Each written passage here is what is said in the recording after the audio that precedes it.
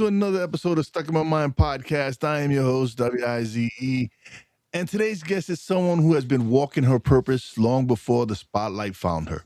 She's an entrepreneur, author, motivational speaker, and the founder of Dorian Inspires LLC.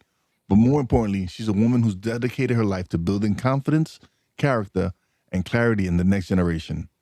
With over 20 years in healthcare leadership and HR and 19 published books, many focused on empowering children and equipping parents and educators. She understands what it means to prepare people not just for success, but for life. She's also someone I'm proud to call a friend since high school, which makes today's conversation especially meaningful. Please welcome to the show my guest and my friend, Dorian Stewart. Hello, hello, hello. Hello, yes. Well, like I said, we've known each other since high school, so it's been a Which was long like last year, which was like last yeah, year, yeah. as you know. But no, it's great to have you on the show. I've been looking forward to this since we set this up. Yes, thank you so much for having me. Oh, the pleasure's mine. So let's start it off. So what moments from your childhood shaped your heart for empowering kids? Ooh, I'd have to say, growing up in Brooklyn and I didn't just live with my parents because, my aunt lived in the basement. I had another aunt that lived down the road. I had cousins. Yeah, And so my grandmother also lived, in the same neighborhood. There was always stories and things, and she was always taking care of kids. Me being one of the oldest in my set, that by default means I'm taking care of the younger kids and cousins. And it just kind of began that love for wanting, um, to see kids thrive. And even as I was in like youth activities at my church, and then growing up being a counselor, I then realized the stories and the lessons that my parents taught me, my aunts, my uncles, all of those things. I was like, wow, man, those stories weren't just nagging stories. They were things that I could share with the younger generation. So it just began that love for wanting to kind of share positive affirmations and see them kind of strive. yeah, absolutely. So how did your healthcare and HR background influence the way you see confidence and preparation? Ooh, my mom wanted me to be a nurse. That wasn't happening. I didn't do well in our high school biology because I wasn't cutting the frog. Yeah. I just wasn't doing it. So I realized I do like healthcare and I did like business. And again, being one of the oldest in my family and amongst the set, I'm kind of a little bossy. So I decided I wanted to healthcare management. And I would interview people and I was like, ooh, ugh, that was bad. Or certain things that they would do or not say that I was like, oh, no, you didn't get this job, And I used to kind of just casually write things on Facebook. Like I had an interview today and this person came with 16 pages of a resume and only had 1 year of experience. And then she put it with multiple colors on each page. Purple, pink, blue. And I was like, ooh, it dawned on me after a while that they just don't know. And I was like, maybe I need to write books that will empower them, kind of guide them and teach them so that I took that information and kind of put it in a funny book, but really just a way to kind of help young people, high school students as they're getting ready for college, how to interview. I've seen enough and I was just like, maybe I can't necessarily keep making fun of them if they don't know. So now once you know and you still mess up, then the gloves are off, but I at least have to try and help. So when did you realize your calling extended beyond the workplace? Ooh. Um so I think that's a good question. But I think happened was, I was stressed at work. This was like years ago, and I started writing these little short, funny daily devotionals, and I would send it out to a couple of friends, not realizing that my friends were sending it to their coworkers, and what turned out to be maybe 10 or 20 friends, I ended up sending it to like 200 people daily, Wow. encouraging them kind of daily, like, "Hey, this is what I noticed," and kinda just empowering them. And before I knew it, people kept saying, "You should put this in a book," and I was like, "I'm not an author. I can't do that. That's not my calling." Yeah. Realizing that I was being prepared for that. And then once, my husband and we adopted our daughter, um, we decided that I would stay home and take care of her, but even beyond that, I wanted her as an adoptee and as children to realize their potential or her potential, and so I started writing books encouraging children and kind of writing to people to just let them know that, "Hey, you can be whatever you wanna be," and I know that sounds very cliche and like a commercial, but even more so, parents, here's how we can do that. Here's how we can be successful in doing that. So it kind of morphed into that, not realizing that even before I got married, which I'm married now 10 years, that it was something that I was kind of being prepared for all along. But before we go on, somebody who always a friend of the show, Tony, he came by. He said, "Merry Christmas to me and you." Merry Christmas, Tony. Thank you for Hey, stopping by hey, and Tony. always showing support, brother. Thank you. Appreciate it. All right. So what did younger you need to hear that you now give to others? Ooh, what did the younger me need to hear? I think the younger me, um, I didn't see myself as an author, and I will say once I got to college, um, I didn't do well in English. I'm just gonna be honest. I did not do well in English. I was barely making it. Like, I scraped on getting a C in English once I got to college, and I was just like, "Writing's not for me." Even though I enjoyed sharing stories and writing, my English teachers, so that younger me was like, "Writing's not for you. Yeah. Your degree needs to be something else other than being an author or a writer." And I think to the younger self, it's even though you went through those hardships of getting a C, and most days it looked more like a D and a F throughout the semester, it was preparing me for something, but to like, hey, this is not this is not the end of your story, right? That there's so much more. And I closed the door on writing, not realizing that, hey, you're allowed pivots, you're allowed to grow, and the fears and even the things that didn't work, me barely passing English and not just one semester or two. I mean, like I was Oh yeah, no, no. Listen, I published my first book this year, right? My own personal book, and then I helped this young lady publish her children's book. Mine's is yeah, not is more mine's more motivational and it's so. But if you would have told me 5 years ago when I started, I would have written a book this year. I would have been like, "You out your mind? I'm not an author. I'm not. That's not something that I was." It was in the back of my. It yeah, was nothing like I helped my nephew publish his book, yeah.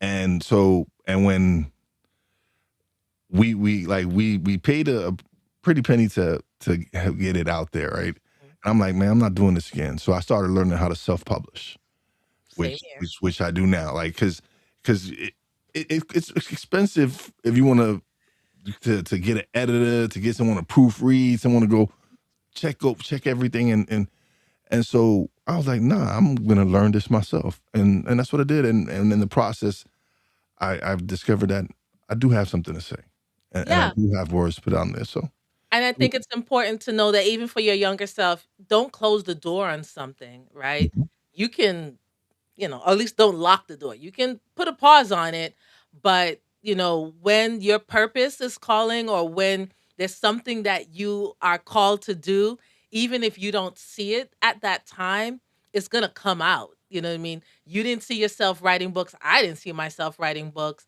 And yet somehow you're kind of like called into that purpose. And so it's don't close the door, don't lock the door on those purpose, because it's going to come. Well, the title of my book is The Power of Purpose, right?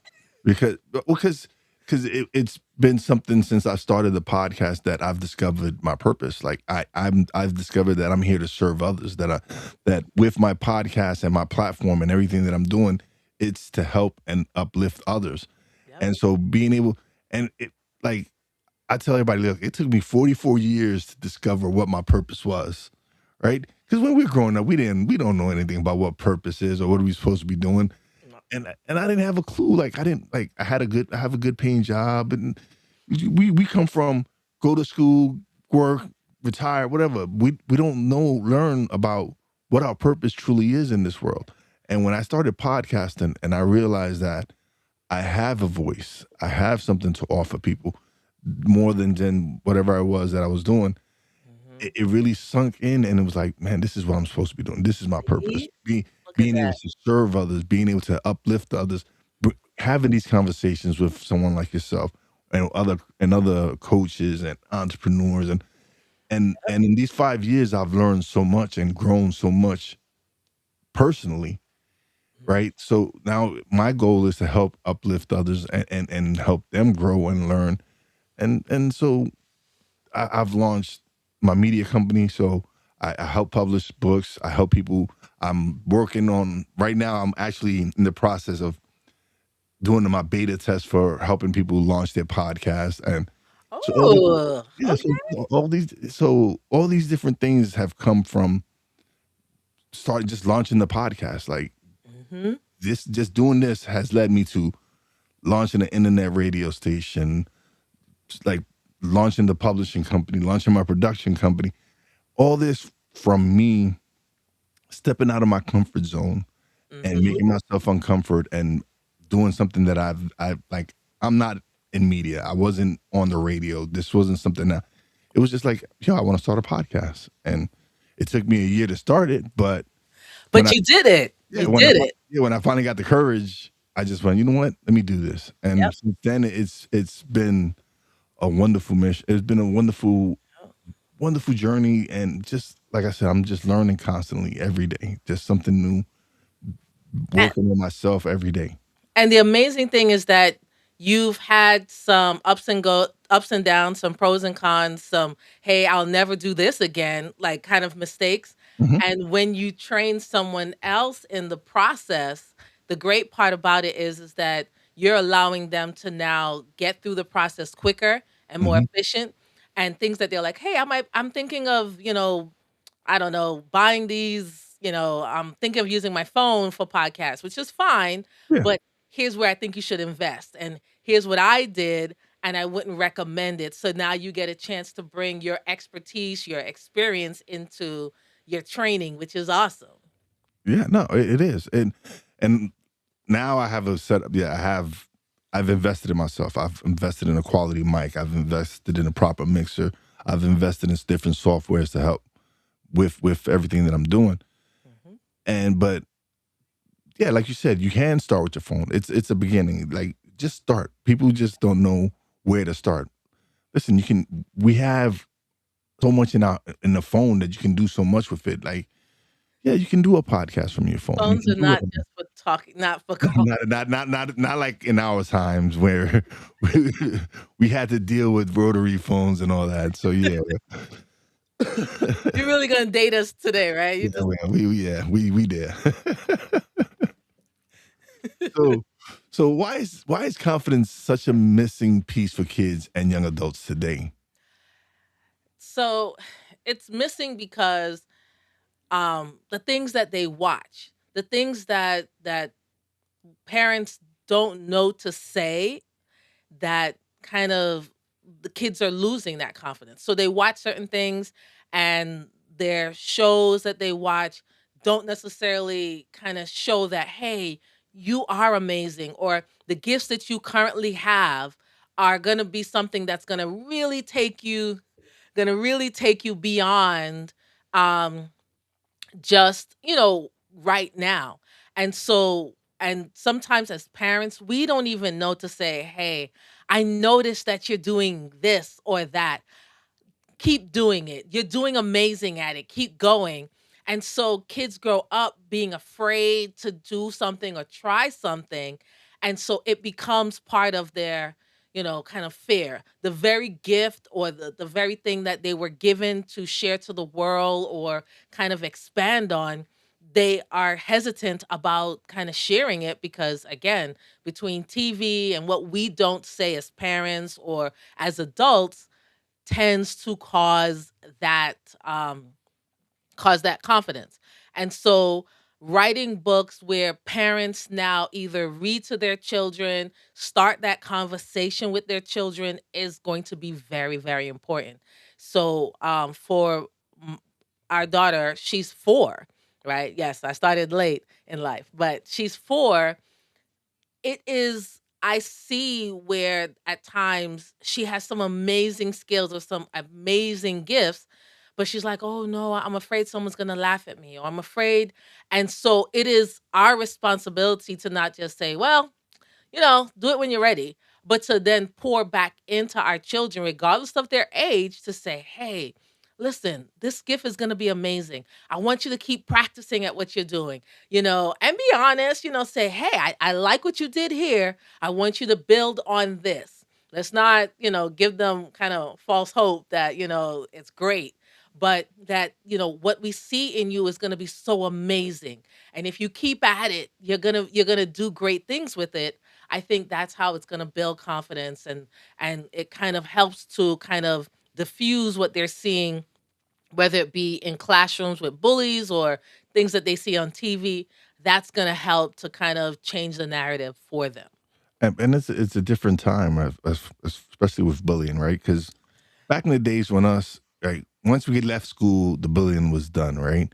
Now with social media and all this All over the technology and everything, like you kids getting bullied all day, every day, Yeah.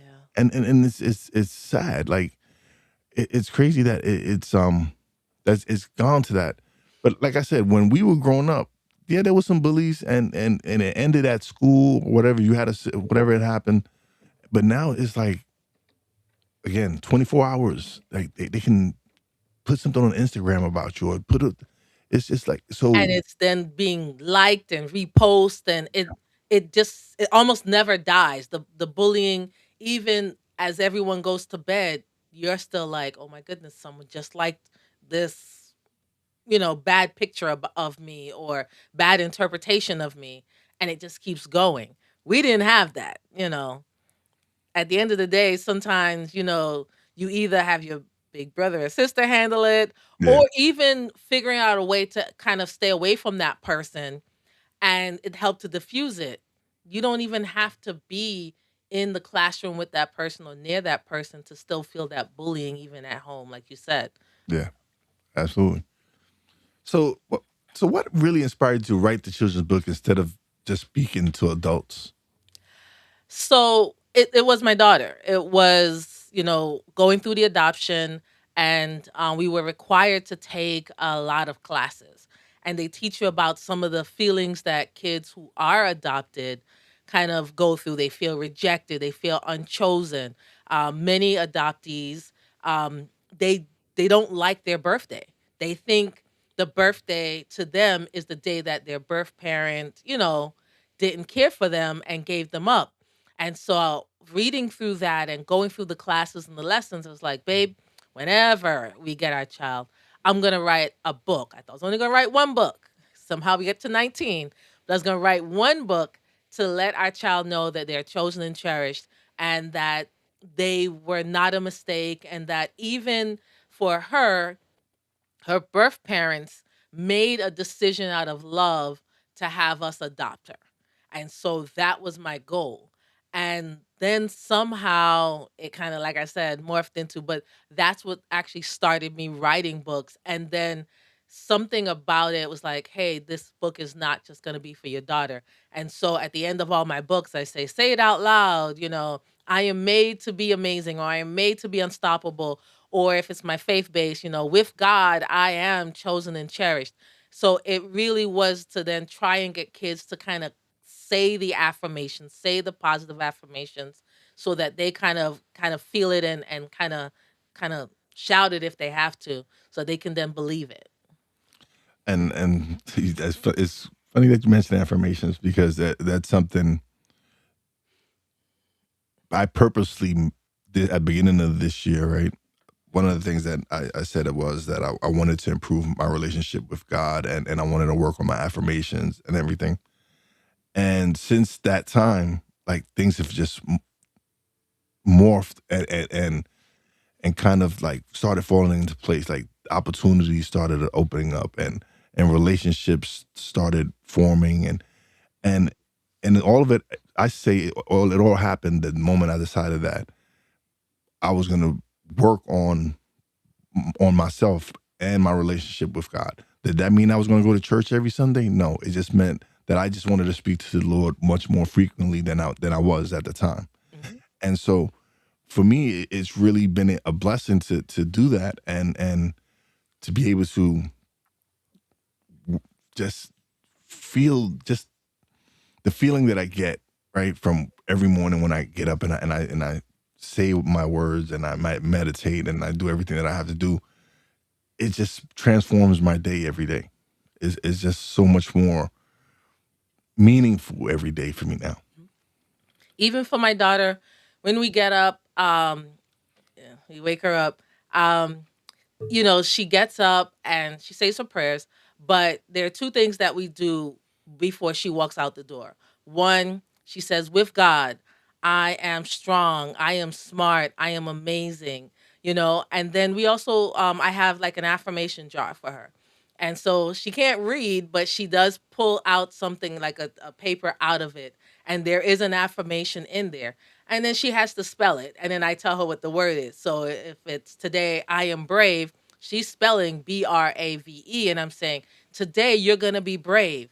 And if she says, what does that mean, then we're going to talk about that before we send her off to school. But all of those small affirmations, all of those things that really pouring into our children and pouring even into ourselves, like you said, I need to also know that, hey, today I am going to be amazing. I am going to make a purpose or a difference in somebody else's life, in my own life. Those things you have to kind of speak into yourself, so that you kind of already set the tone for what purpose you're going to do for the day. So that's great that you do that. And I think it's important that more adults do it, kids do it, even more so kids need it as they go through life. Oh no, absolutely. I One of the things I say is we talk to ourselves so bad, right? We like just some of the things that we say to ourselves, like, "Oh, I'm so stupid," or whatever it is. Just whatever these comments are that are negative, and Mhm. it's the negative self talk. Like you have to really start focusing on how you speak to yourself. Like Exactly. it's crazy that we don't allow other people to talk to us in a certain way, but we talk to ourselves a certain way, and That is we so don't realize true. that, and we don't realize that. Just like the way you allow someone else to disrespect you, you shouldn't allow yourself to disrespect yourself. That is So so you need true. to really focus on how you speak to yourself and what is it that you're saying to yourself on a daily basis. Yep, it is so true. It is so true. I like that, and I think I'm gonna somehow put that into my daughter's words, because sometimes she's like, "Oh, I can," and I'm like, "You wouldn't let anybody else say you can't, so now you got to Yeah, stop doing it for yourself." I like that. That is amazing. absolutely, yeah. You can use it. That's fine. I'll tell her my friend Will gave it to me. Okay, so what mistakes do parents and educators unknowingly make when trying to protect kids? I think we protect them a little too much from not allowing them to do things. So, for the sake of speed, we may want to do something because, hey, um, you know, buttoning. I'm going to give something very simple. buttoning a shirt.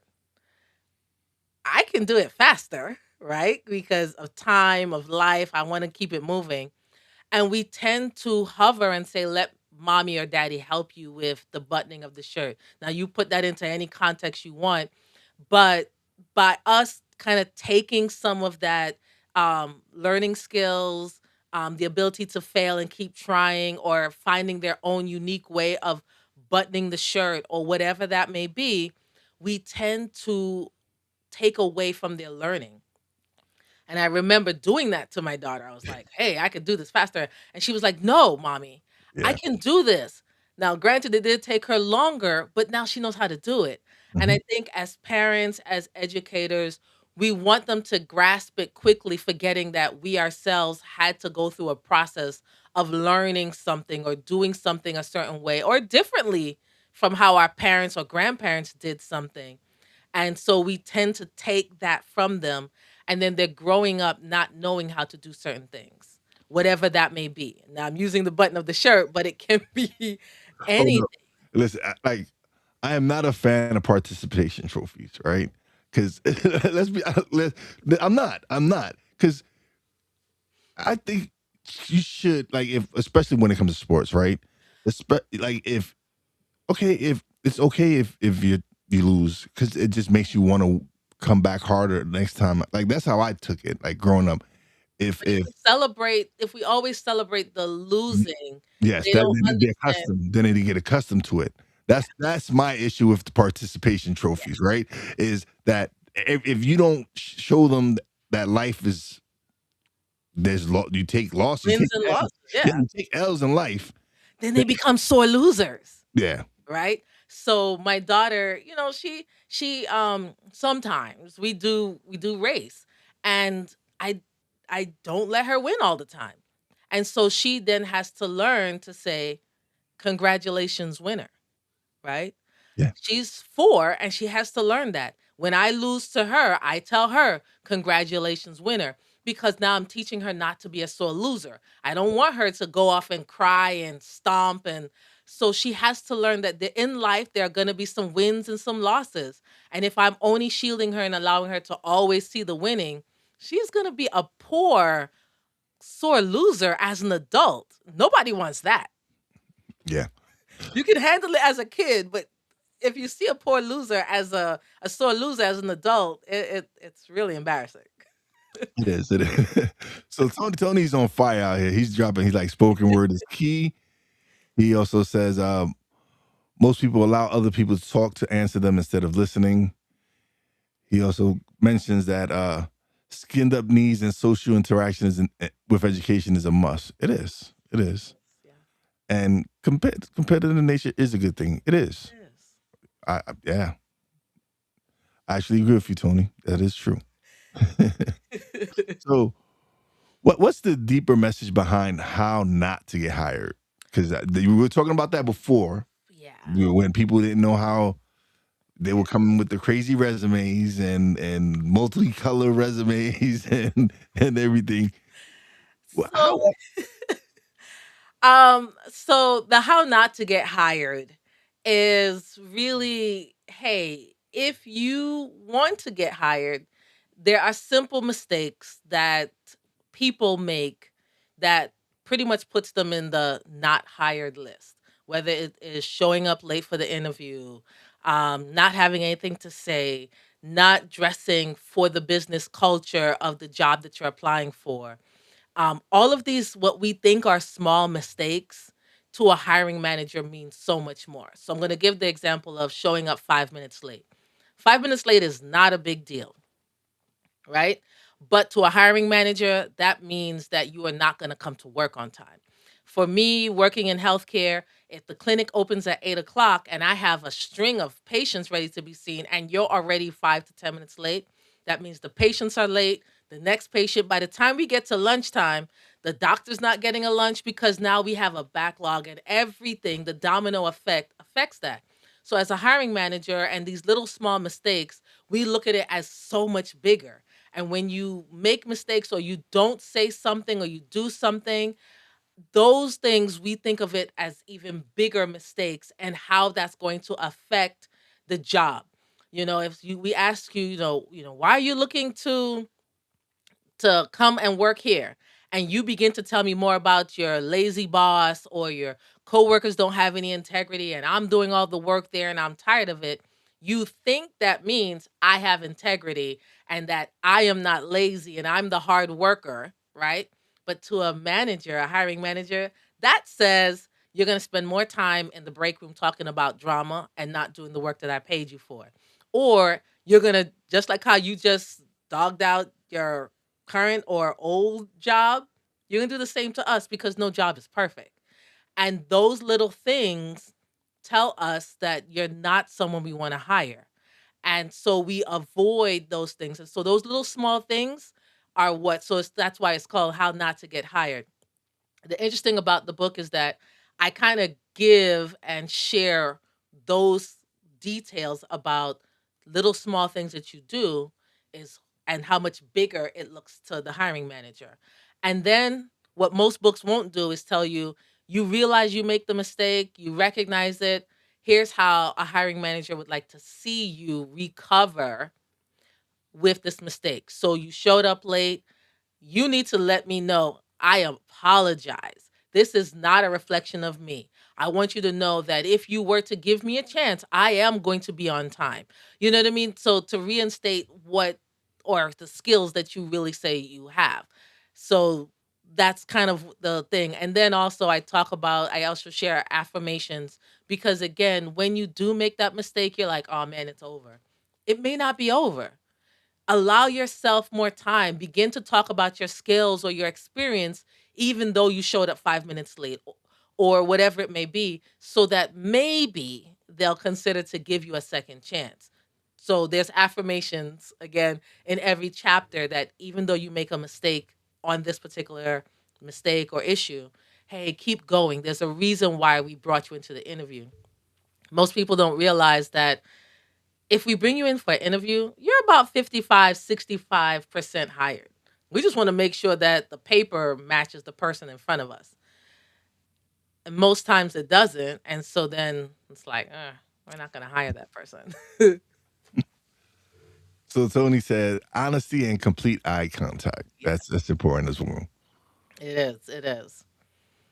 Because we are going to check your references. We are going to do the background check. And, depending on the role, most places we do a lot of networking, right? So I may work for one particular organization, but I may have interned somewhere else and know someone who's working at the job that you went to, right? So we're going to check. We're going to do the reference checkers. We're going to do those things. The other thing that people should know is that if we do hire you after making those mistakes, even though you may be worth a certain amount, we're not going to pay you that. We're going to pay you less because we're not sure if we're going to spend more time having to do verbal counseling and write ups because you're late or talking to you about spending more time gossiping and spending more time in the break room than should be doing the job. Yeah, And so we're not going to pay you what you're worth because we didn't see that in the interview. absolutely. Yeah. So, how does faith shape the way you teach purpose and preparation? Whew, how does faith?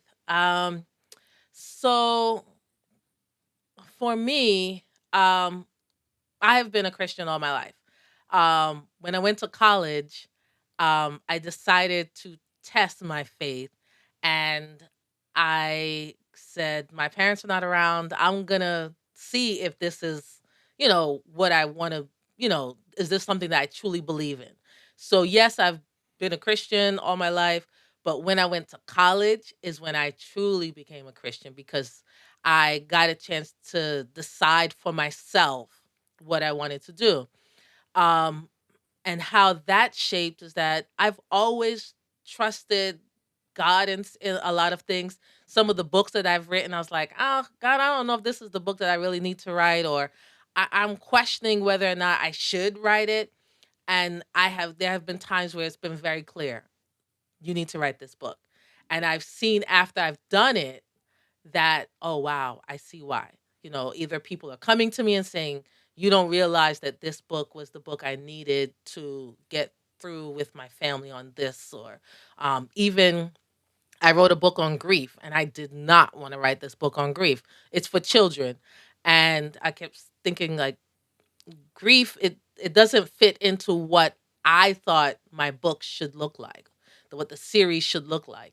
And I kept being gnawed on, like, I was like, you need to write this book, not realizing that the book is going to help me and my family, and having to explain to my daughter and my nieces, my young nieces and nephews, about grief, and even helping them and and, like, kind of go through the 5 stages of grief for children. And I've seen the hand of God kind of move through that, like, hey, write this book. I don't think I want to write this book, and kind of seeing that. Listen, I'm one who's dealt with grief. Even I share with my mom passing away, but it really hit me in '08, right? Mhm. My wife passed away in a car accident, and I was lost. I was very self destructive. It was like I didn't know what to do with my life. Like I had lost my best friend, Mhm. and so I I I, I admit it wasn't the best time for me because it was like it was just like one tragedy after another. Like I reunited with my dad after 28 years. A year after my wife passed away, Wow. I go see him for the first time for Father's Day week, and I arrived to Puerto Rico Friday. Mhm. Saturday morning, he passes away. So it was like '08, I lose my wife. '09, I reunite with my dad. I lose him. The following year, I bury my brother and my uncle. Then a year after that, I bury my other brother that I reunited from my father's side. He ODs, and then I bury my aunt that played the. So at that point, I was angry. I was angry. I was like, God, why me? Mhm. Why do you? It was like, why do you hate me so much? Why me? Why is this happening to me? Mhm. And so I was very self destructive, self medicating, drinking. Was just headed down the wrong path. Mhm. And so this voice was like, "This isn't you. This isn't your path. This isn't Mhm. what you're supposed to be doing." So I listened to that voice, Mhm. sought help, got therapy, started turning my life around. I meet my wife that I'm with now, and things is just like once I decided to get out of the negative zone and really start focusing on getting back into self development because that was something my first wife introduced me to was the world of self development. I didn't know about reading certain books to help me because that's not where we're from. That's not like we're taught go to school, go get education, get a job, and retire. We're not taught that hey, we need to continuously grow and learn constantly. That's not where we're from. And so when when she introduced me to that, it kind of I think that was her way of preparing me for what was to come. Mm. And so like I said, I turned my life around. I'm remarried, got a beautiful wife, and it's just it was like all right, this needs to be shared. Like my story needs to be shared with people. The my experiences. Like there's someone who's out there who's lost someone and don't know how to deal with it. Yep. And at first I didn't know how to deal with it. Mhm. But if my example can help someone else avoid the pitfalls and everything that I had to go through, Mhm. then that's what I'm supposed to do. And think about all the things that you went through, and just like you said, you're going to help somebody else. You were dealing with this as an adult, right? Mhm. To Over imagine now. 18, definitely, right? Now imagine a child having to go through losing their loved one, grandpa, uncle, whatever, whoever that may be, and they don't know that anger is part of the stages Mhm. of grief, and being sad, or even bargaining, like, hey, and for a child, you think about it, if you bring so and so back, I'll clean my room every day, right? Because from their mindset, that's what they're thinking. Yeah. And so if they don't know that, yes, these are the stages that you're going to go through, and at some point there's going to be acceptance, and there's going to be a point where you're going to be able to take all those stages and be able to either help somebody else through it, or even just have a support group around it. A little kid doesn't understand that. And so I think, thinking about children in that process of even looking at grief, um, they're also going through also their own kid-like destruction, whether it's now talking back or hitting or being angry, and they don't know why, because they're not able to process that this is because I am angry or due to I'm grieving. They don't even know that word. And so it's so important that the things that you go through and the things that you share on this podcast and other people who may be going through that, we also have to remember that there's a little kid out there who may be going through something very similar and don't know how to process it too. And so that's why I wrote books like this, because they go through they're living in a big society with a small body. They don't know the words. They don't know the emotions. And unless someone like us as adults are there to be able to help guide them through those emotions, those big emotions, they grow up to have these emotions and not knowing how to properly address it. Now, even for me, I did not know how to address those big emotions. um, I most times kept it bottled in. But now, as I've learned from it, it's time that we teach our kids and we teach young people the understanding of grief, and then understand that there comes a point of acceptance and support and helping someone else through it. So, Yeah. So what does confident, purpose driven what does a confident, purpose driven generation actually look like to you? ooh, that's a good one. What does that look like? Um, I think um it looks like through the ups and downs that we are able to self-regulate.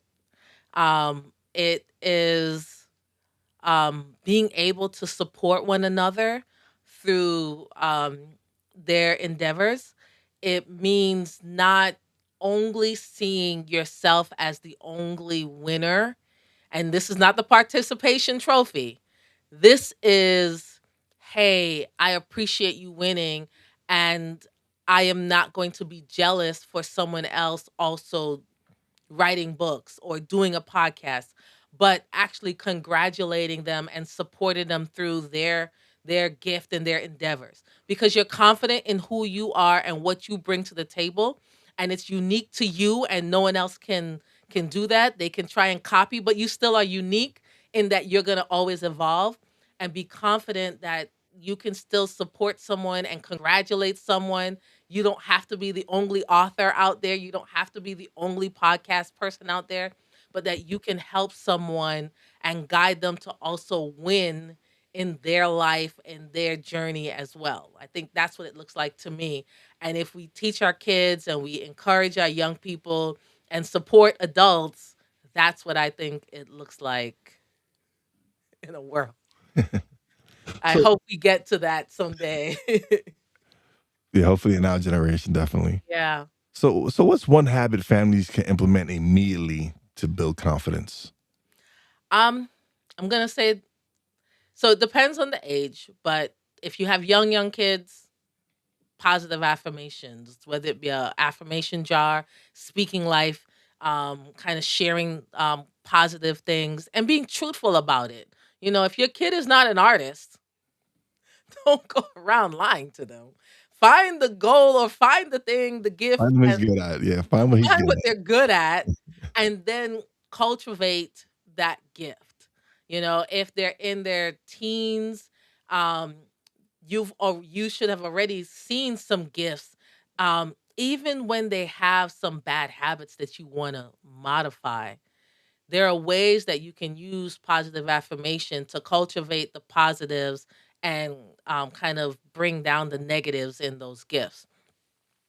And even for our young adults as they're getting into college, again, there are ways, because even as adults, we want accolades, we want applause.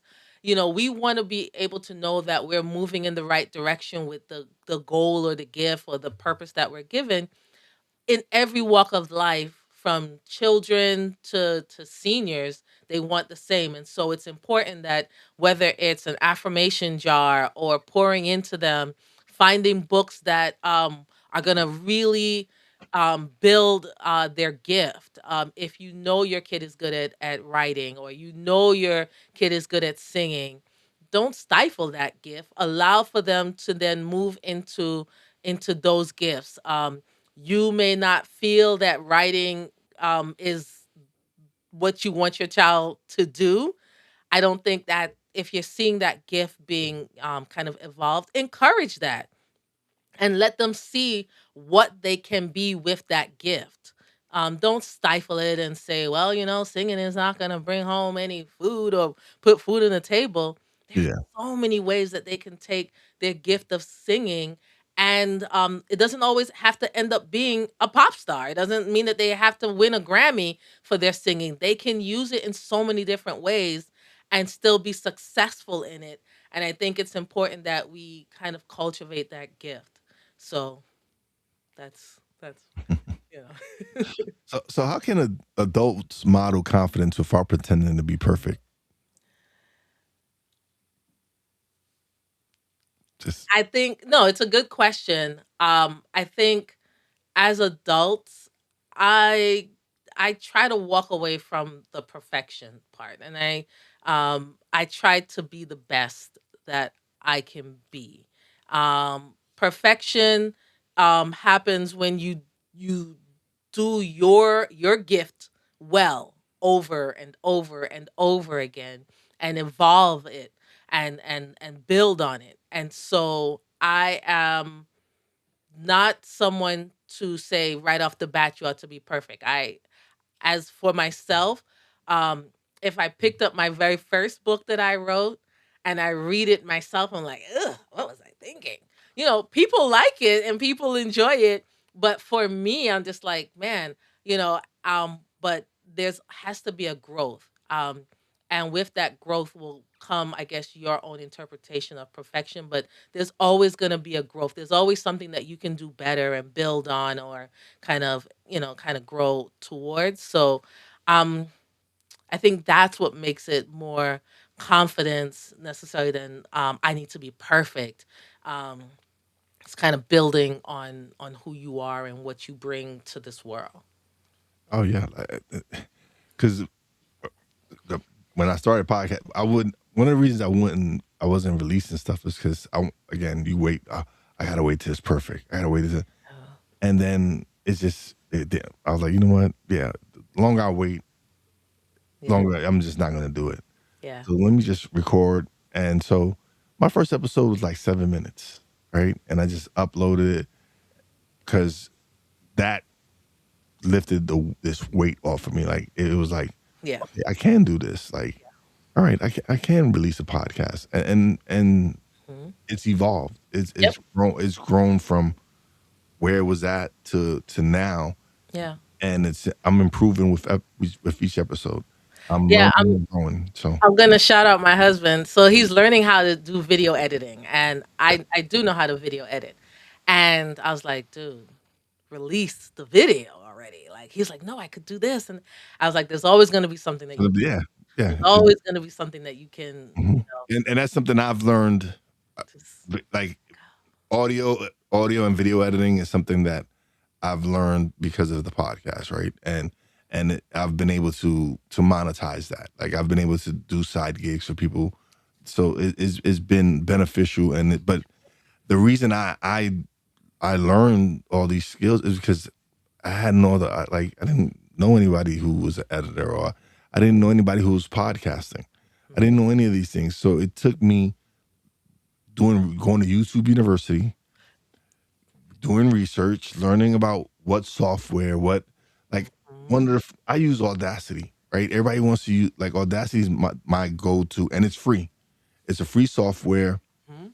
and that's where I started editing my audio. So, yeah, I paid for some stuff for the video aspect of it, but as far as my audio, I was doing it with Audacity, Mhm.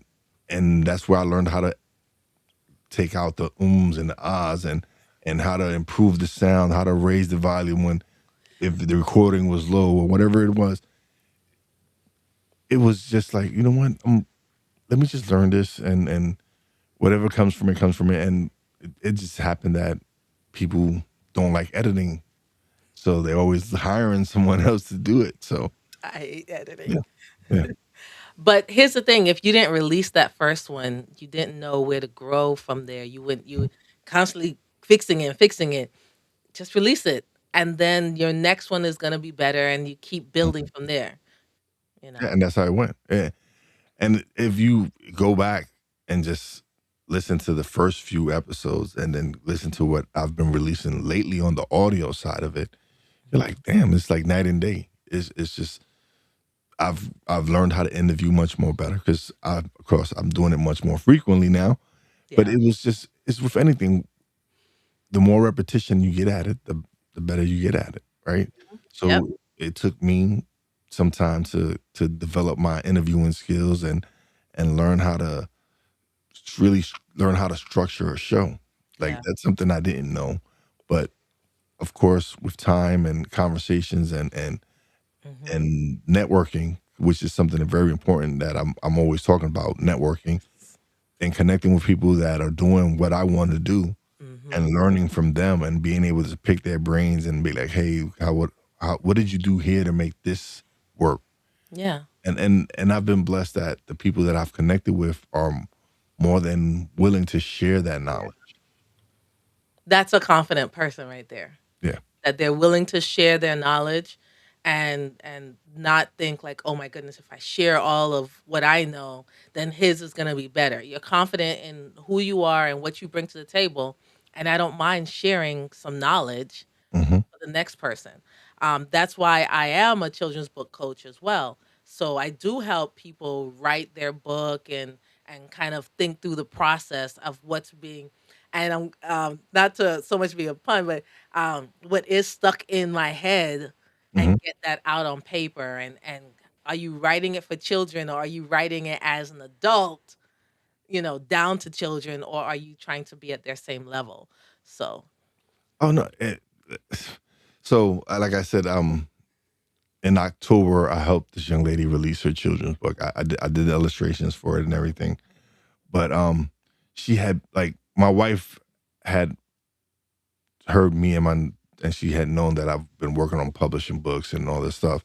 And this young lady worked at the shop, and she was talking to my wife about, yeah, I want to write a book. I got this little short story that I want to turn into a children's book. And my wife goes, well, you need to speak to my husband. She's like, what?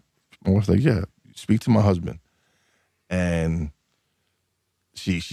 we spoke. I said, all right, send me what you have. And she sent it to me. And of course it was short, whatever.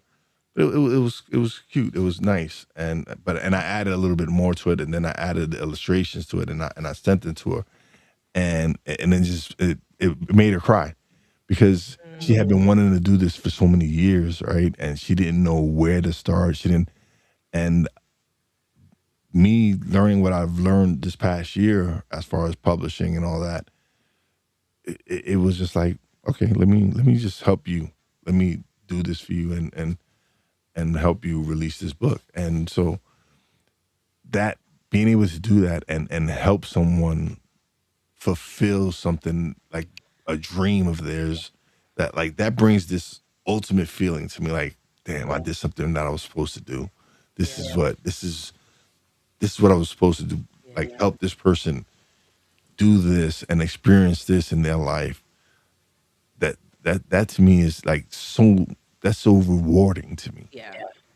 I think you got them to a point that they had this thing that they've always wanted to do, but there was this excuse in the middle, and Mhm. you kinda help bridge the gap by being the illustrator to get them to, like, "Here's the pain, and I wanna write this book, I've got this story, but I don't know how to get to Yeah. here," and you help be the bridge, and I think that's important that, um, for parents, educators, publishers, whatever it may Whatever be, it is, yeah. whatever it is, that we help people get from where that bridge to get them to, kind of their goal and what they struggle with, their struggle and get them to their goal. So Yeah. kudos to you. I like it.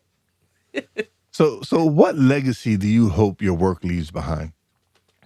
Ooh, what legacy? That's a good question. So I think the legacy that I want left behind is that people who either encounter me or read my books, that they see their purpose, they see um, that their gift, or even kind of whatever they're struggling with, whether it's depression or grief, or understanding that, if they have a fear, that they can face their fear, or they can do whatever it is that their goal is. My last series is called I Am Made.